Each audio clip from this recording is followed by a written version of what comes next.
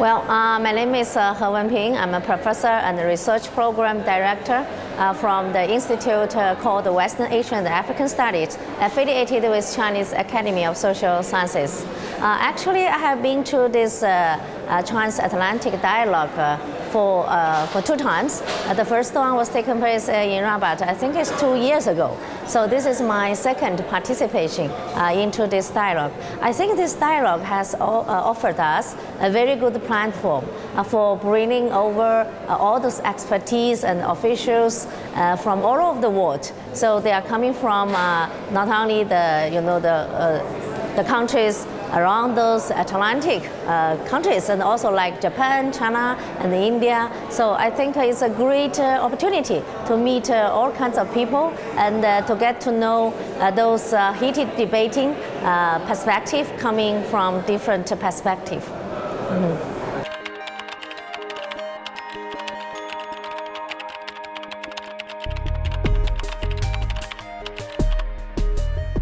Yes, Africa, as we discussed yesterday, now is becoming a quite frontier for all those big players, not only those traditional donor countries, I think also from those emerging countries, including China, like including India, so even Brazil and also Russia. So which means now Africa has shown itself the great potential already, because as we can see in the past 10 years, 6 out of 10 countries in this planet has enjoyed like quite rapid economic development. They are from Africa. So Africa has already tell us now there is the market there, there is a lot of investment opportunity there. So there's no reason that other big players now can resist this kind of temptation.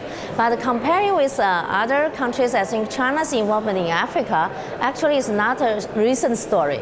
We have been there ever since the People's Republic of China has established. So during the in the 1950 all the way to 1980, China under the leadership of Chairman Mao has already established very close, stronger ties with Africa. Like we helped Tanzania and Zambia to build a Tanzania railway.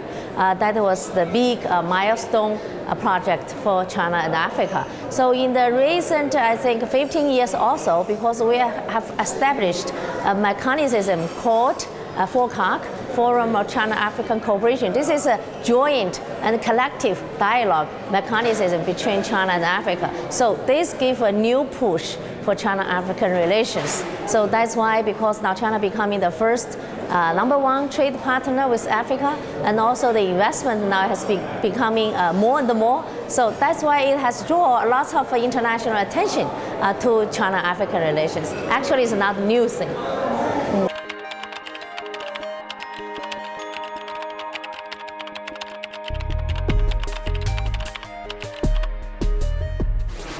Oh yeah, from some others' perspective, especially from those traditional developed countries, maybe they will see China's influence in Africa now is getting stronger and increasing. So they think maybe this is a kind of threat to their existing influence they have been enjoying for such a long time. So I think that this kind of perspective, I don't think it has a very strong basis, because nowadays is the era of globalization.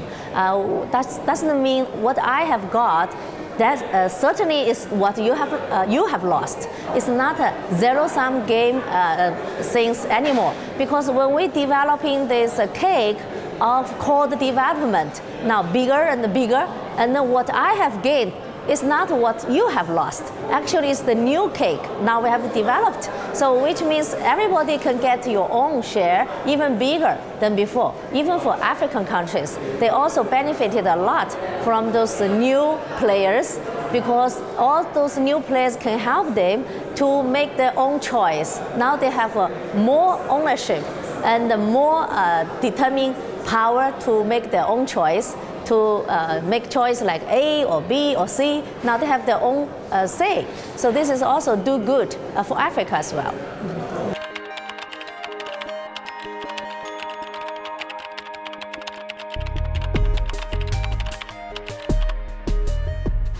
Well, I think Latin America and Africa, they also have some natural bonding with each other. For example, I have come across many delegates coming from Brazil, coming from Argentina, and so I think because they share some language, like Portuguese-speaking country, so they have shared culture, similar language. So they have their own links and bridges, and with this kind of links, I think China, of course, like we share lots of common values with Latin America and Africa. We both coming from the South country group, and we are developing country. Now we are in the process of developing ourselves. So I think developing experience sharing, which can be served the biggest foundation for either country from Africa or from Latin America, and also from China. We are in the process of developing ourselves. So all those development experience and even those technical know-how, because it's very suitable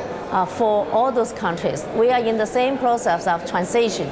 Yeah, from those agricultural society now moving to the industrial society. Somehow, I also heard some opinion saying we are also probably in the same phase for competition, right? Because we are competing for the same market, maybe competing for sell same products. But I don't think this kind of competition will be a big obstacle for our unity or for our consolidation, because some certain of economic competition actually is a good thing that will help us to further improve our innovative capacity. So competition is not a negative word. I think we need to welcome some certain of competition, and then that will serve us as another driving force to improve our technical know-how, management skill, and then we can upgrade our production level.